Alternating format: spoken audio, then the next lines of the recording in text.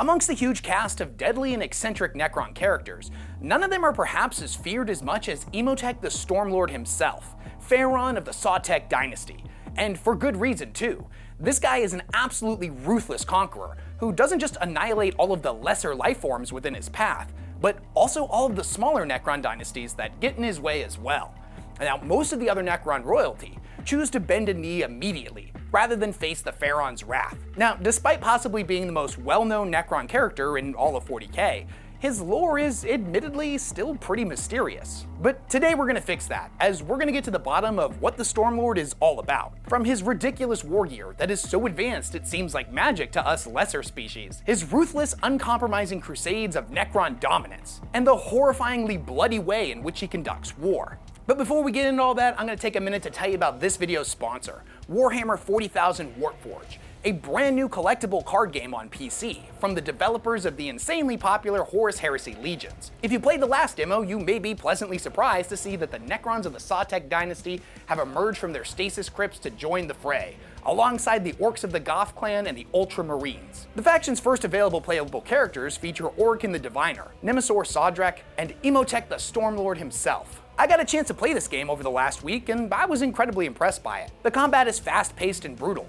and the developers have gone the extra mile to add arenas, card effects, and a whole bunch of voice acting that perfectly encapsulates what Warhammer 40k is all about. Now, the developers promised that eventually all of 40k's most famous factions will be added to the game, and I'm super excited to see what it's going to look like when it releases later this year. As of today, there's a free demo of the game available on Steam, so click on the link in the description of this video to try it out for yourself. But be quick, because it's only going to be live until the 22nd. And don't forget to wishlist the game on Steam, so you'll be the first to be notified of brand new mechanics and factions when they get unveiled. Big thanks to Warhammer 40,000 Warforged for sponsoring this video, and with that out of the way, let's dive headfirst into the grimdark. In order to understand Imotekh's story, we need to know a bit more about the dynasty that he rules over. Now, 60 million years ago, in a period the Necrons refer to as the Times of Flesh, it was said that the Sautekh Dynasty was the third largest of all of the Necron tier's dynasties, being surpassed by the one that was ruled over by the Silent King, the Sautekh Dynasty. However, a lot changed in the 60 million years while the Necrons slumbered in their stasis crypts. Many dynasties were completely wiped out, hundreds if not thousands of tomb worlds mysteriously going offline, whether it be due to natural calamities, raiding by lesser species, or even sabotage by their rulers' ancient rivals who happened to wake up earlier. As fate would have it, many of the Sautekh's tomb worlds remained mostly intact, and thus in the current age, they are by far the largest and most powerful of all dynasties. Remarkably, the Sautekh's crown world Mandragora had come out of the Great Sleep physically unscathed. It had, however, fallen victim to something potentially far worse, a lack of leadership and unrestrained ambition within its royal court. You see, for as advanced as the Necrons are, they are a proud and egotistical species. Many of the nobles' inherent belief in their own superiority is surpassed only by their relentless ambition. To compound on this, it's not uncommon for Necrons to reawaken with detrimental and irreversible technological and psychological damage, caused by any number of factors that could have occurred during their 60 million years in stasis. Some Necrons are absolutely insane when they wake back up, or are haunted by visions and premonitions of the future and past events that may or may not be real. Some Necrons who were once scholars, teachers, or artists in life may reawaken as bloodthirsty warlords, while conversely, once brilliant and revered strategists emerged from their crypts as sparking and gibbering lunatics. What exactly happened to the Crown World's ruling pharaoh isn't exactly clear, other than they had perished during the Great Sleep.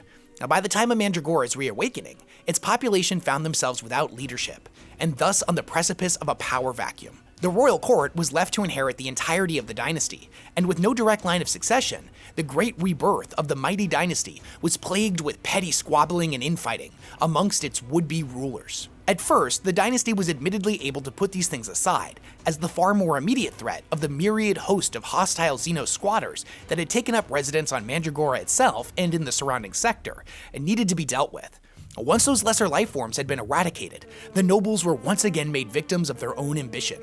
Each felt that it was their divine right to take the crown and control of the dynasty for themselves. Now, this marked a period of civil war that lasted around 10 years, with no one faction able to achieve dominance. The political upheaval continued to get worse and worse as more and more of the Necron nobility was reawakened. Each who crawled out of the stasis crypts found themselves as a new combatant in Mandragora's great political war. It got so out of hand, in fact, that the order was given to completely cease all reanimation protocols of high-ranking Necrons. Despite this edict, one of these would-be rulers got the brilliant idea to reanimate some of the Sautek's most ancient heroes personally. If he was able to resurrect some of the most esteemed generals from the times of flesh, have them become indebted to him, and personally back his claims to the throne, then all of the other nobles would certainly fall in line. On paper, it wasn't exactly a bad plan, and it may just have worked out for them.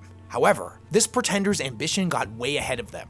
And rather than resurrecting some lesser yet still beloved heroes, the pretender flew too close to the proverbial sun, and instead chose to go right to the top. They would reanimate the greatest Necron general who had ever lived, Imotekh the Stormlord. Who Imotekh was before the time of the Great Reawakening is still something of a mystery.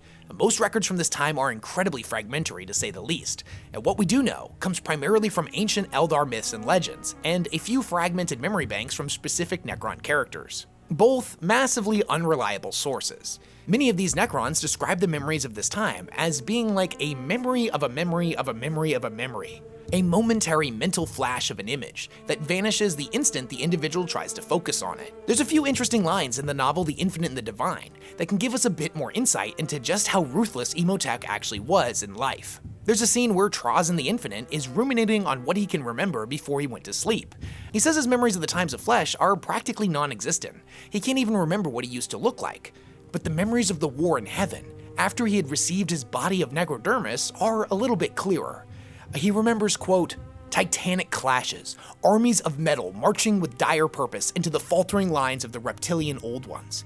Imotekh the Stormlord, carving through the piteous ancient ones like the Necron tier death god they had discovered, was all too real. This isn't a lot to go on, but to be compared to a god of death by somebody like Traz the Infinite certainly lends credence to him not only being incredibly physically powerful, but also a monstrously intelligent general if he was able to strike such fear into something as advanced as the old ones. There's another more humorous scene later in the book that sees Trazyn and its ancient rival Orichan the Diviner in front of what is known as the Awakened Council. It's basically a council of representatives from different Necron dynasties that's supposed to rule over all of the dynasties to keep their squabbling and infighting from getting out of control, and ultimately avoid, or at least lessen, civil wars by acting as a mediating force in a court of law. Earlier in the novel, Orichan had stolen a priceless relic from Trazyn, who has retaliated by basically putting him on trial. Orichan doesn't recognize the council's authority and feels like they will be biased against him as they do not have a member of the Sautekh Dynasty amongst their members. Nonetheless, the council intends to go through with their judgment, of which, if he is found guilty, the punishment will almost certainly either be death or banishment. Orichan slyly asks them what they think will happen when the Stormlord realizes that his chief seer had been killed by an unsanctioned council. All of the representatives freeze at the mention of the Sautek's Pharaon, and as much as possible for mechanical beings made out of living metal, they appear visibly shaken. Orichan presses further, pointing out that one of them had actually campaigned alongside the Stormlord at one point 60 million years ago. He asks him to inform his fellow council members exactly what happens when Imotekh goes forth into the panoply of war. Gone like the Kuvu, he says. It means for something to be completely and utterly eradicated, or conversely to have disappeared without a trace. The phrase directly references the Kuvu dynasty, that Imotekh and his armies had completely and utterly destroyed. Now, fun fact, despite the horrific and bloody slaughter that served as the origin of the phrase, gone like the Kuvu was a term that eventually became a common Necron tier idiom that their people would say after finishing a meal and leaving nothing left on their plate. The trial is immediately postponed and scheduled to resume in about 10,000 years when the Sautekh representative in question was scheduled to reawaken. Trazyn is absolutely furious about this and demands that a mediator be awoken in his place. And as interesting and sometimes hilarious as Necron courtroom drama is, this is a video about the Stormlord, so we'll cover this scene in a future video. Let's get back on the topic of his reawakening. The pretender who took it upon himself to reawaken the Stormlord surely assumed he would have agreed with his claims and supported his pursuit of the crown. Unfortunately for the delusional royal, this couldn't have been further from the truth. Imotekh was enraged by the disorder that had consumed his dynasty. These petulant children had shamed not only themselves with their narcissistic bickering, but further had failed their dynasty that they had taken sacred vows to uphold the sanctity of. This plague of instability had gone on long enough. The Stormlord rallied his own army of supporters and claimed the throne for himself.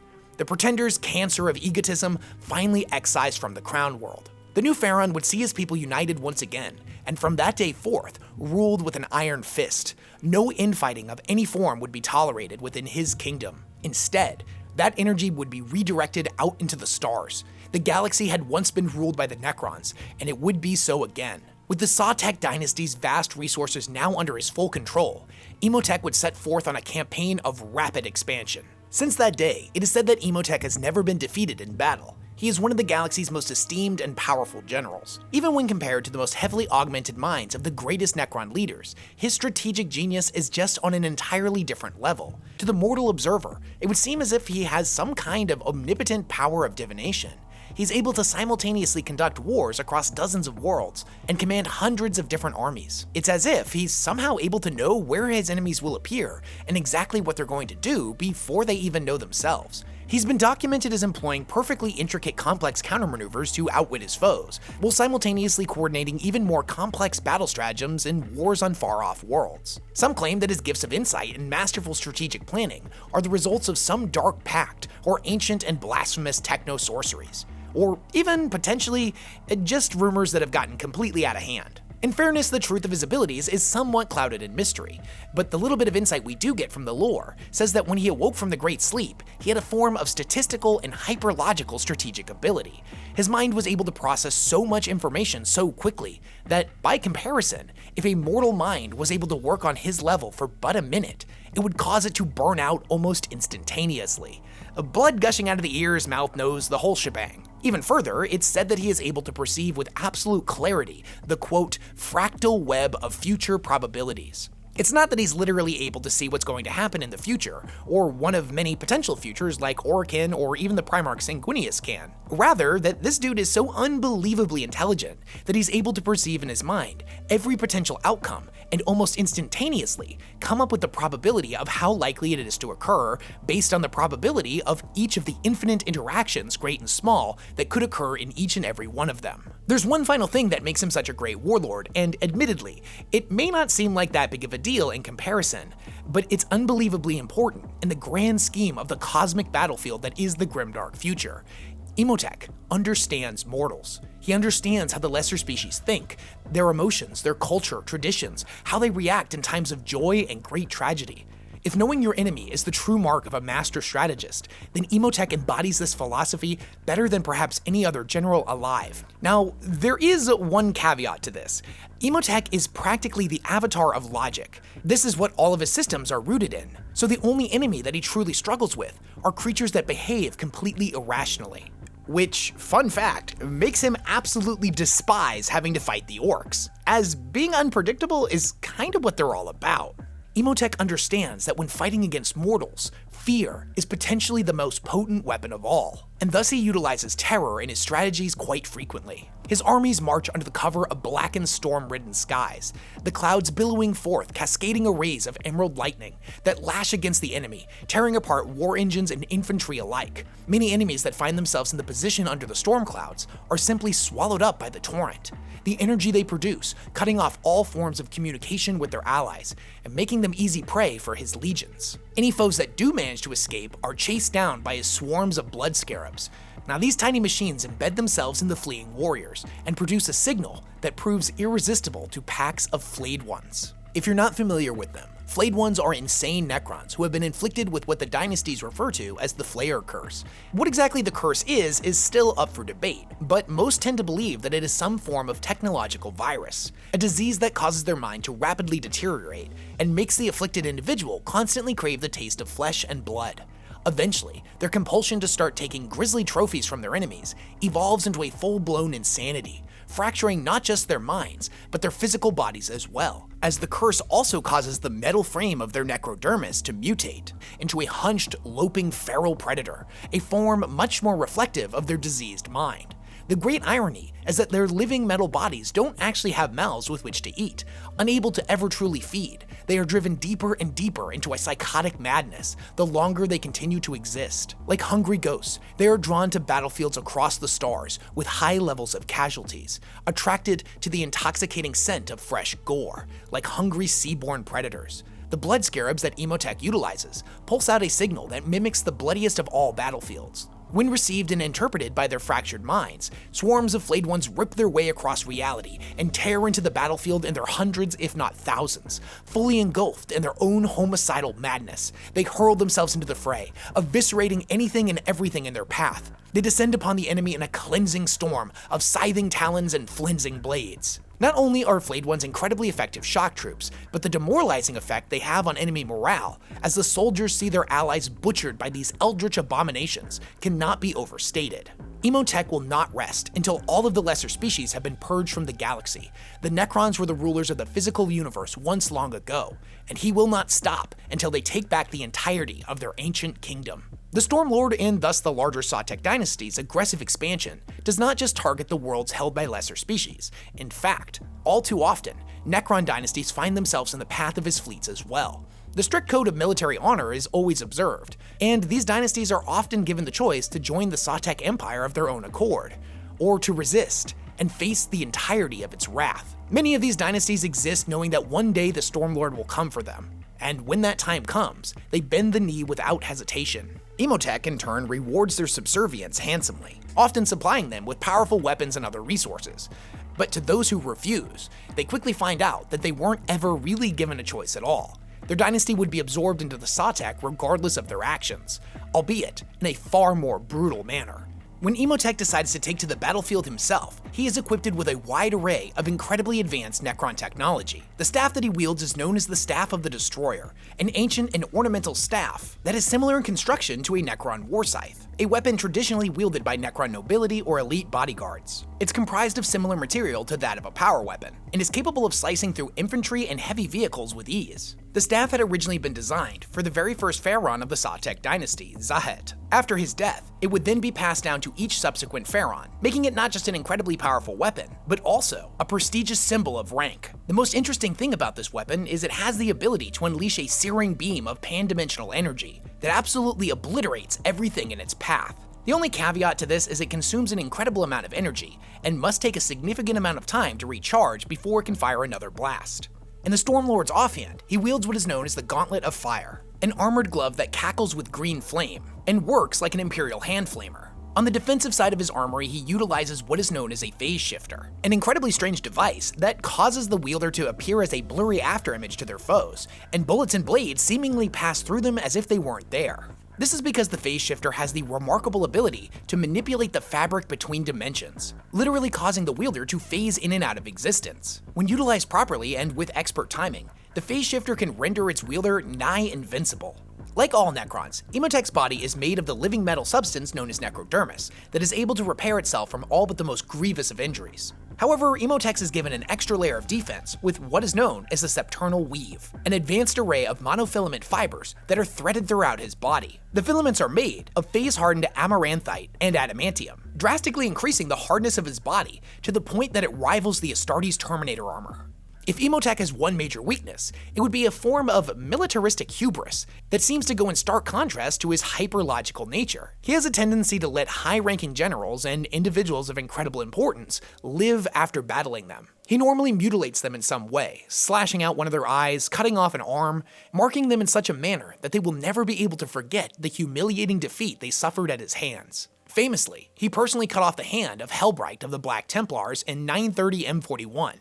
On the world of Schrödinger's 7. Despite the fact that Helbright was the superior swordsman, he was never able to land a killing blow on the Stormlord, and was ultimately defeated by him. To this day, Helbright hunts Imotekh with such a feverish zeal that some would say it borders on the line of insane obsession. And it's difficult to determine just how large the Sautekh Dynasty truly is. Some lore states that it controls around 80 tomb worlds, with more coming online as the timeline moves forward. Many of these tomb worlds were likely not originally Sautekh tombs, but most likely belonged to some of the assimilated dynasties. Tomb worlds are not the only planets that the Sautekh have conquered, and in the 9th edition Necron Codex, it states that worlds such as these number in their hundreds. Whatever these numbers actually are, they definitely pale in comparison to the magnitude more planets that have been destroyed by the Stormlord's armies. Despite its notable reputation as the largest Necron dynasty, it seems pretty small by comparison to something as large as the Imperium. The fruits of his relentless expansion, however, are still incredibly impressive when you consider the fact that he only awoke from the Great Sleep just over 200 years ago. Despite how important Imotech's character is to the Necron's lore, it's rather unfortunate and kind of bizarre, if I'm being honest, that to this day we've yet to be gifted with a novel based on this guy from the Black Library. Despite being involved in many of the campaigns throughout Warhammer's history, he also hasn't ever been given a comprehensive and engaging story arc like many other characters that are similar to him. A lot of the stuff we have to work with when trying to piece together his lore is unfortunately still in a fragmentary and semi-mysterious place. And I'm really hopeful that one day we will get an excellent trilogy of books that does the Stormlord justice. In the meantime, there is a ton of room for speculation about who he was in the Times of Flesh, and his interactions with other Necrons by the time of the 42nd millennium. The two most pivotal things to happen with the Necrons in the recent lore has been that of the Pariah Nexus, an event he wasn't even really involved in, and the return of the Silent King, an individual who deserves his own lore video and unquestionably will end up butting heads with Imotekh in the future. We don't know too much about their history, but it is known that Imotekh is not a fan. He blames the Silent King for what happened to his people 60 million years ago, as it was the Silent King who made the deal with the Catan that saw the Necron tier thrown into the furnaces of biotransference. And now, this guy shows back up 60 million years later, suddenly wanting to unify his species and undercut everything that Imotekh has been working towards. I think there's a really cool story arc coming that's gonna see these two characters clashing in the very near future.